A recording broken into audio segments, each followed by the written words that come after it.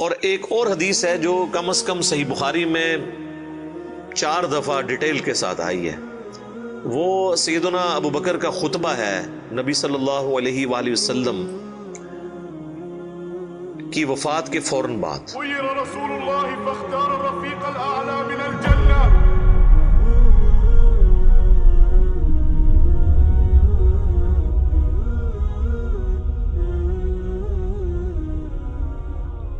اس کے اوپر میری الگ سے بھی کئی ایک ویڈیوز ریکارڈڈ ہیں جس میں میں نے وہ احادیث ڈسپلے بھی کی ہیں صحیح بخاری کے اندر، کہ جب نبی صلی اللہ علیہ وآلہ وسلم کی وفات ہوئی تو سیدنا ابو بکر جو ہے وہ حجرہ عائشہ میں داخل ہوئے، چونکہ محرم بھی تھے، اور اس حال میں کہ انہوں نے دیکھا کہ مسجد میں جھمگٹا لگا ہے اور سیدنا عمر جو ہے وہ تلوار اٹھائے کھڑے ہیں کہ جو کوئی کہے گا کہ محمد صلی اللہ علیہ وآلہ وسلم دنیا سے جا چکے ہیں تو میں اسے قتل کر دوں گا۔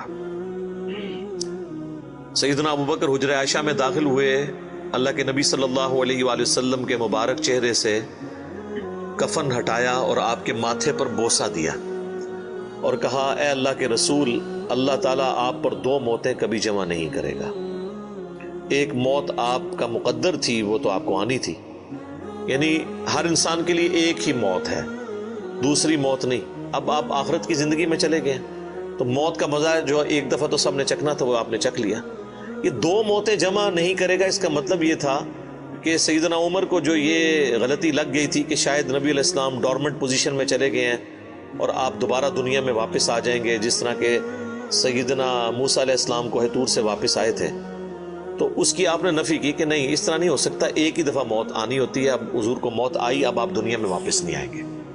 سورۃ الواقعہ میں سورہ یاسین میں واضح موجود ہے کہ جو دنیا سے چلا گیا وہ واپس نہیں آئے گا۔ اور اس کے بعد سیدنا ابو بکر، صحیح بخاری کے الفاظ ہیں، مسجد نبوی میں آئے اور دیکھا کہ سیدنا عمر کے گرد لوگ جمع ہیں، تو وہ سیدھا ممبر پہ چڑھے اور کہا، عمر کو اس کے حال پہ چھوڑ دو، یعنی اس وقت حضرت عمر کو یعنی سمجھانے کی لوگ کوشش کر رہے تھے، تو انہوں نے کہا ان کو چھوڑ دے، آپ میری طرف متوجہ۔ چونکہ سیدنا ابو بکر کا ایک مرتبہ اس حوالے سے سیدنا عمر سے بھاری تھا، لوگ ان کی طرف متوجہ ہوئے، تو انہوں نے ممبر پر چڑھتے ہی پہلا جملہ حمد و ثناء کے بعد جو بولا وہ پاکستان کے قانون 295C میں کروڑوں لوگ شاید اسے گستاخانہ جملہ سمجھتے ہیں، اگر ان کو پتہ نہ ہو کہ یہ سیدنا ابو بکر کا خطبہ ہے۔ ہم نے سوشل ایکسپیریمنٹ بھی کیا اس پہ، کسی کو بتایا کہ بھئی یہ دیکھیں، اگر کوئی شخص یہ کہے کہ جو شخص محمد کی عبادت کرتا تھا وہ جان لے کہ محمد مر چکے ہیں، اور جو اللہ کی عبادت کرتا ہے وہ جان لے کہ اللہ زندہ ہے، اسے کبھی موت نہیں آئے گی، تو آگے سے جواب سننے کو ملا، یہ کون گستاخ ہے جس نے یہ بات کی ہے؟ کوئی بھی نہیں، حضور کی تو عبادت کوئی بھی نہیں کرتا ہے، کون جملے بنا دو؟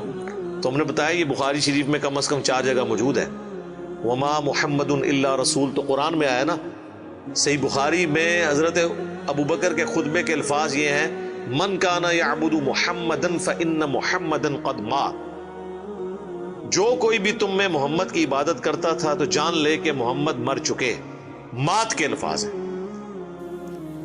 فإنه من كان يعبد محمدا فإن محمدا قد مات۔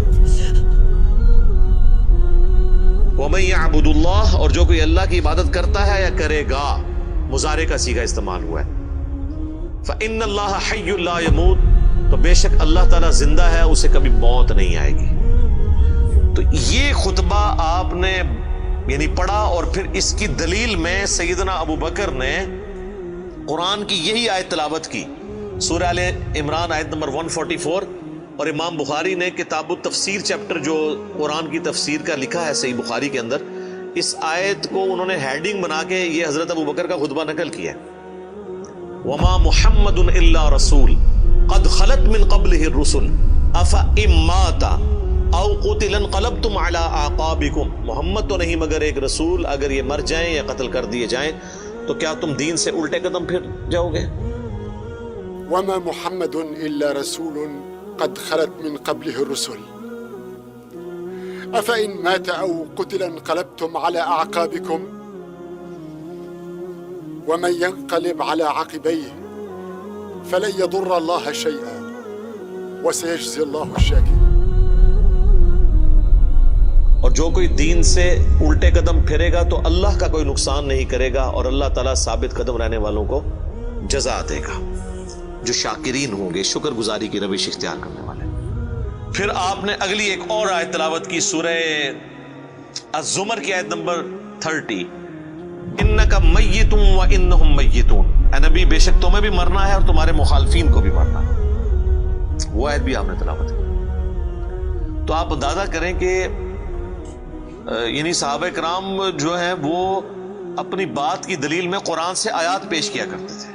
وہ کہتے ہیں ساڑھے خلاف آیتاں پڑھ دینے جی قرآن تو بھئی قرآن اگر تھوڑے خلاف آیت ہے نا تو تسی مسلمان نہیں ہو، کیونکہ مسلمان تو وہ ہوتا ہے کہ جو قرآن کے مطابق ہو، نہ کہ یہ کہ اس کے عقیدوں کے خلاف قرآن میں آیت آ جائے.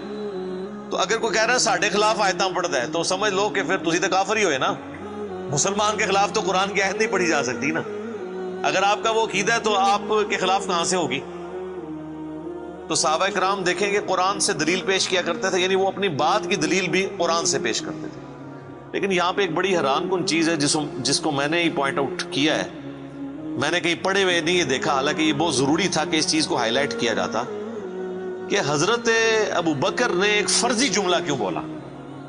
کوئی ضرورت نہیں تھی، اور جملہ بھی ان لوگوں کے سامنے بولا کہ جن میں سے کوئی بھی رسول اللہ کی عبادت نہیں کرتا تھا. یہ لوگ ہوتے تو یہ ان کو کھڑے ہو کے کہتے بھی تو کی اتنے تقریریں پہ کرنا ہے، کو دروشی پڑھ تو اتنے حضور دی میت ہوتے تو اتنے گستاخانہ آیتاں پڑھ رہے ہیں کہ جی جو محمد کی عبادت کرتا تھا وہ جان لے کے محمد مر چکے ہیں. ایک اتنے لکھے ہے قرآن اچھے کون ہی گلا بنانا ہے، سیدھے کوئی عبادت نہیں کرتے، خود سے ہی باتیں بناتے ہو. سیدنا ابو بکر نے بیسیکلی امت کو یہ میسج دیا کہ نبی اسلام کی تعلیم یہ ہے کہ آپ کو بت نہیں بنانا. اور اس پہ میں بولا کرتا ہوں کہ یہ محمد رسول اللہ صلی اللہ علیہ وآلہ وسلم کی کامیابی ہے کہ آپ نے ایسی ٹیم اپنے بعد چھوڑی ہے جو ان کی میت پہ ان کے فضائل بیان نہیں کر رہی، توحید بیان کر رہی ہے. کیونکہ ان کو پتا تھا کہ محمد رسول اللہ سے بھی آلموسٹ 500-600 سال پہلے ایک شخصیت دنیا میں گزری جس کے نام پہ دنیا کا سب سے بڑا شرک ہو رہا ہے، عیسیٰ ابن مریم. نبی صلی اللہ علیہ وآلہ وسلم نے ایک دوسرا عیسیٰ ابن مریم بن جانا تھا اگر صحابہ کرام شروع میں اس معاملے کو کل نہ کرتے. اور یہ انہوں نے اپنی ذاتی اختراع نہیں تھی، یہ نبی الاسلام کی مبارک تربیت کا اثر تھا. کیونکہ صحیح بخاری میں موجود ہے، دیکھنا میری شان کو اس طرح بلند نہ کرنا جس طرح عیسیٰ ابن مریم کے ماننے والوں نے ان کو ان کی شان میں بڑھا دیا، ڈیوینٹی ان کے بارے میں کلیم کر دی. میں اللہ کا بندہ اور اس کا رسول ہوں، مجھے اللہ کا بندہ اور اس کا رسول ہی کہنا. تو دیکھ لیں سیدنا ابو بکر نے عقیدہ توحید اس وقت امت میں راسخ کیا. یہاں تو کوئی پیر کوئی بزرگ مر جاتا ہے نا تو اس کی شان میں نغمے بنا لیے جاتے ہیں. یہ بھی دیکھ لیں آپ، کل خادم رضوی صاحب کی ڈیتھ کے اوپر وہ کسی نے راتوں رات بیٹھ کے ترانہ بھی لکھ لیا ہے، اور وہ ترانہ انہوں نے بڑے اچھے انداز میں اس کو گا بھی دیا ہے، اور ان کی میت کے اوپر وہ چل بھی رہا ہے. اور نبی علیہ السلام سے زیادہ تو کوئی تعریف کے لائق نہیں ہے نا مخلوقات میں، لیکن آپ کی میت کے اوپر کوئی درود شریف کی کوئی گھیٹیاں نہیں پڑیاں جا رہی ہیں، کوئی چادر نہیں کھلاری ہوئی، توحید کا خطبہ بیان ہو رہا ہے کہ اللہ کے نبی فوت ہو چکے ہیں. سیدنا عمر کے الفاظ ہیں صحیح بخاری میں، جب میں نے ابو بکر کا یہ خطبہ سنا تو میری ٹانگیں میرے جسم کا بوجھ نہیں اٹھا سکی. اچھا آپ لوگ قرآن و حدیث سنتے ہیں تو غصہ آ جاتا ہے. صحابہ قرآن و حدیث اپنے عقیدے کے خلاف سنتے تھے نا تو ان کی ٹانگیں ان کے جسم کا بوجھ نہیں اٹھاتی تھی، وہ اتنے پشیمان ہوتے تھے کہ میں غلط کانسیپٹ کے اوپر ہوں، میں فوراً رجوع کروں. اور سیدنا ابو بکر کے خطبے کے بعد سیدنا عمر کہتے ہیں مجھے یقین آ گیا کہ حضور فوت ہو چکے ہیں. اور پھر بخاری کے الفاظ ہیں، صحابہ کہتے ہیں کہ ہم کئی دن تک ہماری یہ حالت تھی، جب ہم ایک دوسرے کو ملتے تھے نا تو ہم یہ آیت سناتے تھے، وما محمد الا رسول قد خلت من قبلہ الرسل. یہ سورہ آل عمران کی آیت نمبر 144، تاکہ ہمیں یہ یقین آ جائے کہ نبی الاسلام دنیا سے جا چکے ہیں. ایک دوسرے کو یہ آیت سنایا کرتے تھے، گستاخانہ آیت، یہ تو گستاخانہ ہی کہتے ہیں نا. یہ ہوتے تھے جناب ایک دوسرے نو جناب کچھ اور ہی سنا دے، نعتاں سنا دے رہتے. تو صحابہ نے ظاہر ہے انہوں نے تو مشن لے کے چلنا تھا نا، ان کو تو پتا تھا کہ پیغمبر کا کام ہے اللہ کا پیغام دنیا تک پہنچانا. اس کے بعد وہ امت کے کام حوالے کر کے چلے گئے ہیں. اب پیغمبر کے ساتھ نسبت اس کی ہوگی، محمد رسول اللہ کا لاڈلا قیامت کے دن وہ ہوگا، حضور کی شفاعت کا حقدار وہ شخص ہوگا جو نبی الاسلام کے مشن کو آگے لے کے چلے گا۔ یہ نہیں ہے کہ جو جتنا اونچا نعرہ مارے گا۔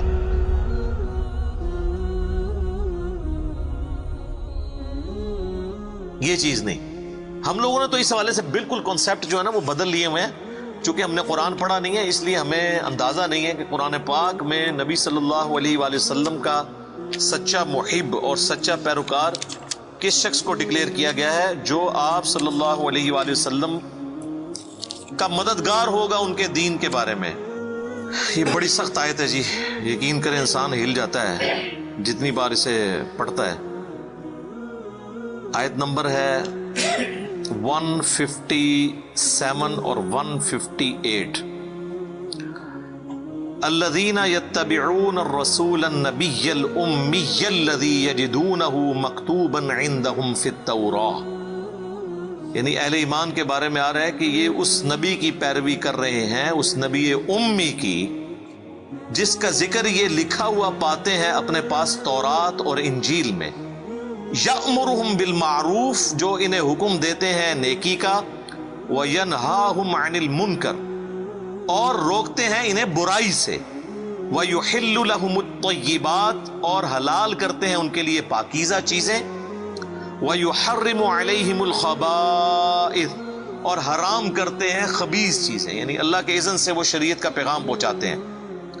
وَيَدَعُ عَنْهُمْ إِصْرَهُمْ وَالْأَغْلَالَ الَّتِي كَانَتْ عَلَيْهِمْ، اور جو بوجھ ان پر پڑ چکے تھے، جو ان کے گلوں میں توق تھے، جو خود ساختہ ایک قسم کی شریعت اڈاپٹ کر لی تھی، وہ ان سے دور کرتے ہیں۔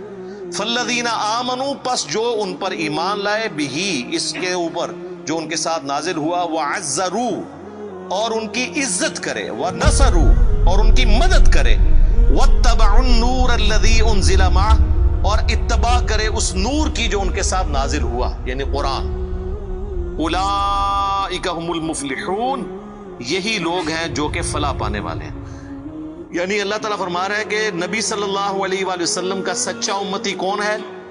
جو کہ ایمان لے کر آئے ان پر، اس کے بعد ان کی عزت کرے۔ یہ تو دونوں آسان کام ہے۔ ایمان بھی لاتے ہیں لوگ، عزت ضرور سے زیادہ کر رہے ہیں۔ ظاہر ہے کہ جب یہ کہیں گے خدا کا پکڑا چھڑائے محمد، محمد کا پکڑا چھڑا کوئی نہیں سکتا، غلوف کر رہے ہیں۔ رسول اللہ کے سامنے یہ کوئی جملہ بول سکتا ہے؟ اللہ جس کو پکڑ لے گا نا، نبی الاسلام اس کو چھڑوائیں گے نہیں، نبی الاسلام چھڑوائیں گے اس کو جس کو چھوڑنے کا اللہ اذن دے گا۔ دھونس کے ساتھ کوئی کسی کو نہیں چھڑوا سکتا۔ شفاعت بالاذن ہے۔ ہر دفعہ نبی علیہ السلام جا کے سجدہ کریں گے اور اللہ تعالیٰ اذن عطا فرمائے گا اور مقرر کرے گا تعداد کہ اتنے لوگوں کو جن کا ایمان اس لیول کا ہے اب ان کو نکال لیں، جن کا ایمان اس لیول کا ہے ان کو نکال لیں۔ نبی علیہ السلام اپنی مرضی سے کچھ نہیں کر سکتے، یہ تو عقیدہ ہی گستاخانہ ہے۔ تو اللہ تعالیٰ ہمارا ایمان لاؤ اس نبی کے اوپر، عزت کرو، وَنَصَرُوا، اور مدد کرو ان کی کاز میں، ان کے مشن میں، وَاتَّبَعُوا النُّورَ الَّذِي أُنزِلَ مَعَهُ، اور اتباع کرو اس نور کی جو ان کے ساتھ نازل ہوا، یعنی قرآن۔ أُولَئِكَ هُمُ الْمُفْلِحُونَ، ایسے لوگ ہیں فلاح پانے والے، یہ لوگ فلاح پائیں گے۔ تو فلاح کے لیے صرف ایمان لانا ضروری نہیں ہے، بلکہ رسول اللہ کی مدد بھی کرنی ہے، آپ کی عزت اور تعظیم کے ساتھ آپ کی مدد اور قرآن کی پیروی۔